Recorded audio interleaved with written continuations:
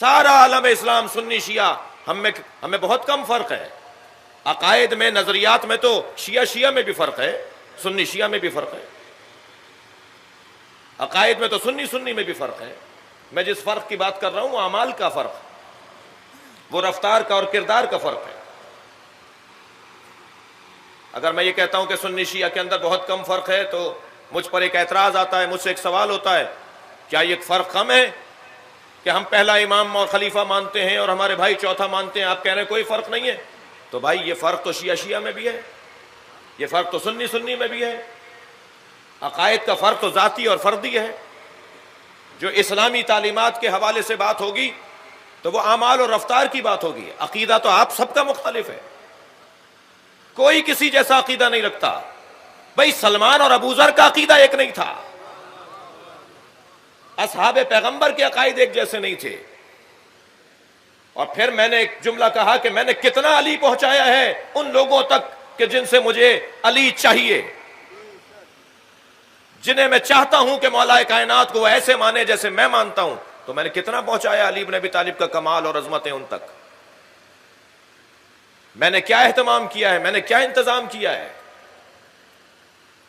قصور میں سے مراد ہم سب کا ہے. رفتار کو دیکھیے، کردار کو دیکھیے، اعمال کو دیکھیے. مسلمانوں میں بہت کم فرق ہے. بھائی صبح صادق سے لے کر اور افطار تک جو آپ 16 گھنٹے 14 گھنٹے 12 گھنٹے تک روزہ ایک ساتھ چلاتے ہیں وہ تو ذہن میں نہیں رہتا. 8 منٹ کا فرق یاد رہ جاتا ہے کہ شیعہ 8 منٹ پہلے، معاف کیجیے گا، بعد میں کھولتے ہیں اور سنی 8 منٹ پہلے روزہ کھول لیتے ہیں. وہ بھی قرآن کی آیت سے دلیل مانتے ہیں اور بناتے ہیں کہ غروب تک روزہ رکھنا ہے. ہم بھی غروب کو عنوان افطار قرار دیتے ہیں. فرق اتنا ہے کہ سورج کے غروب ہونے کی ابتدا اور سورج کے مکمل غروب ہو جانے تک 8 منٹ کا دورانیہ لگتا ہے. ہم مکمل غروب ہو جانے پر کھولتے ہیں، وہ آغاز غروب پر روزہ کھول لیتے ہیں. اور فرما رہے ہیں تو وہ جو کئی گھنٹوں تک ساتھ رکھا اس کو اشتراک نہیں سمجھ رہے. 8 گھنٹے کے اختلاف کے اوپر جھگڑے ہیں، لڑائیاں ہیں. نمازوں میں کس کا کہاں فرق ہے؟ کون سا سنی جو ہے صبح کی نماز 6 رکعت پڑھتا ہے، کون سا شیعہ ہے نماز ظہر 8 رکعت پڑھتا ہے؟ رکعتیں بھی ایک جیسی ہیں. قیام، رکوع، 2 سجدے، تشہد، نام تھوڑے بہت مختلف ہیں. حج کے اندر آپ چلے جائیے، اہل سنت جسے طواف زیارت کہتے ہیں آپ اسے طواف نساء کہتے ہیں. عمرہ مکمل کیا، حج مکمل کیا، اس کے بعد مرد عورت پر حرام ہو جائے گا اور عورت مرد کے اوپر حرام. یہ میاں بیوی کے تعلقات ختم ہو جائیں گے. اس کے لیے لازم ہے کہ حج اور عمرے کے بعد طواف اور 2 رکعت نماز طواف، جسے ہم طواف نساء کہتے ہیں، ہمارے بھائی اسے طواف زیارت کہتے ہیں. وہی طواف ان کے یہاں بھی ہے، وہی طواف ہمارے یہاں بھی ہے. آپ جوڑتے چلے جائیے فقہ اسلامی کے اندر. اور شاید یہ جو قرب پایا جاتا ہے، یہ جو فقہی طور پر قربت پائی جاتی ہے، اس کا ایک بڑا سبب یہ ہے کہ حضرت امام اعظم ابو حنیفہ فرماتے ہیں جب ان سے کسی نے پوچھا کہ آپ کی عمر کتنی ہے، اس وقت ان کی عمر کوئی 60 برس کی تھی. جب پوچھنے والے نے پوچھا کہ آپ کی عمر کتنی ہے، توجہ چاہوں گا اس مثال کے اوپر. پوچھنے والے نے پوچھا آپ کی عمر کتنی ہے، کہنے لگے 2 سال کا ہوں. توجہ کی، کہنے لگے 2 سال کا ہوں. انہوں نے کہا جی آپ کی عمر تو بتا رہی ہے کہ آپ کوئی 60 سال کے ہیں. کہنے لگے نہیں، میری زندگی سے اگر جعفر صادق کی خدمت میں رہنے والے 2 سال نکال دو تو میری زندگی ہی نہیں ہے. میری زندگی تو ہے ہی وہ کہ جو میں نے جعفر ابن محمد کی زندگی میں گزارے ہیں. بہت ساری چیزوں میں اشتراک ہے. بحث یہ تھی، بات یہ ہے کہ عبادت پروردگار وہ بھی کر رہے ہیں، عبادت پروردگار ہم بھی کر رہے ہیں. مگر عزیزان گرامی، سارے مسلمان، مجھے معاف کیجیے گا میں تفریق نہیں کر رہا، میں تقسیم نہیں کر رہا کہ ان کی غلط ہے اور ہماری صحیح ہے اور ہماری غلط ہے اور ان کی صحیح ہے.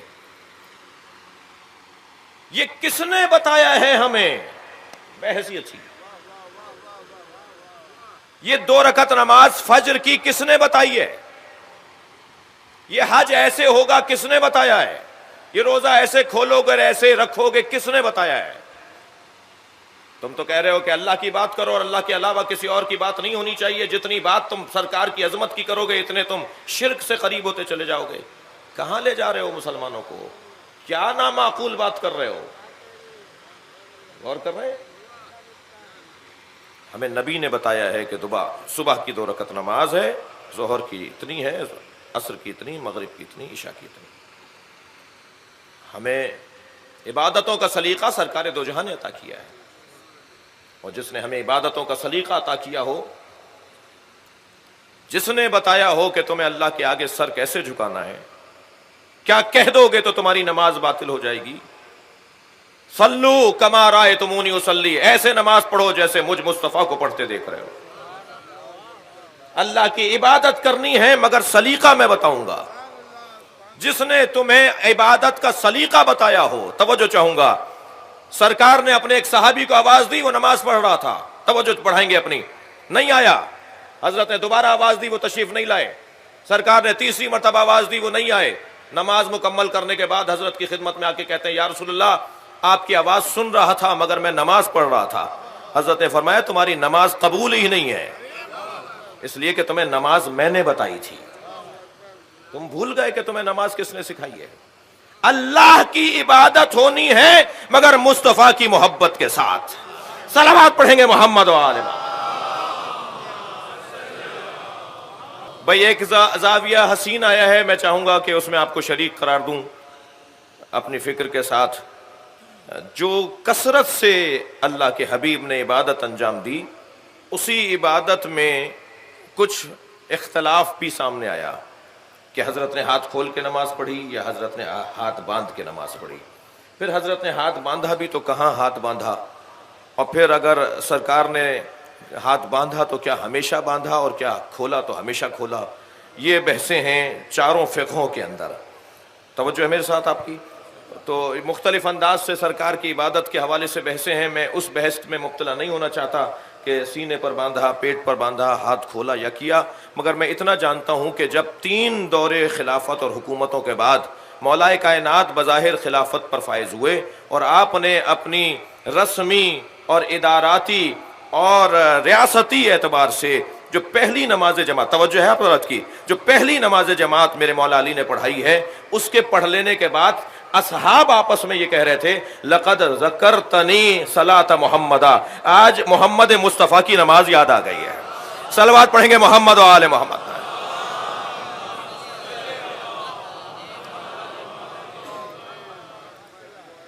سرکار نے ہمیں عبادتوں کا سلیقہ عطا کیا ہے۔ غور فرمائیں، یہ کلمہ جو آپ روزانہ پڑھتے ہیں، اللہ کو تو سب مانتے ہیں مگر مسلمان کون ہے؟ مسلمان وہ ہے جو لا الہ الا اللہ کی ترکیب نبی کے بتائے ہوئے انداز سے پڑھتا ہو، یعنی نبی نے کہا ہے کہو لا الہ الا اللہ، وہ مسلمان ہے نا۔ اور لا الہ الا اللہ مکمل جملہ ہے،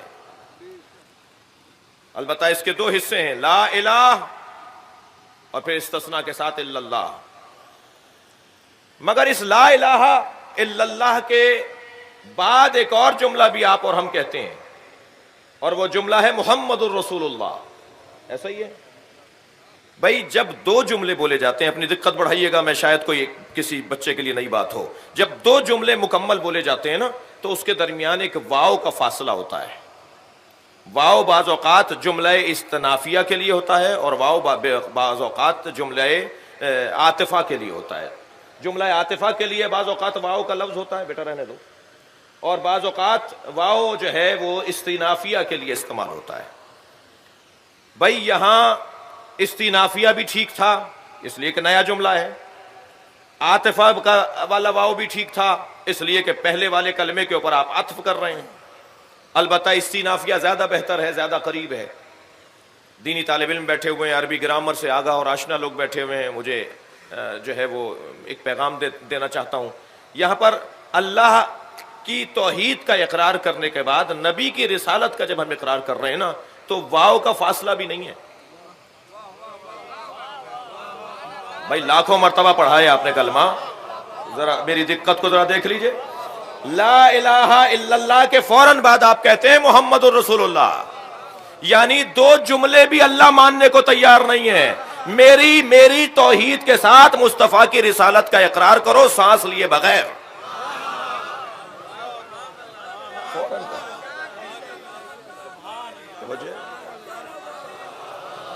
صلوات پڑھیں گے محمد و آل محمد۔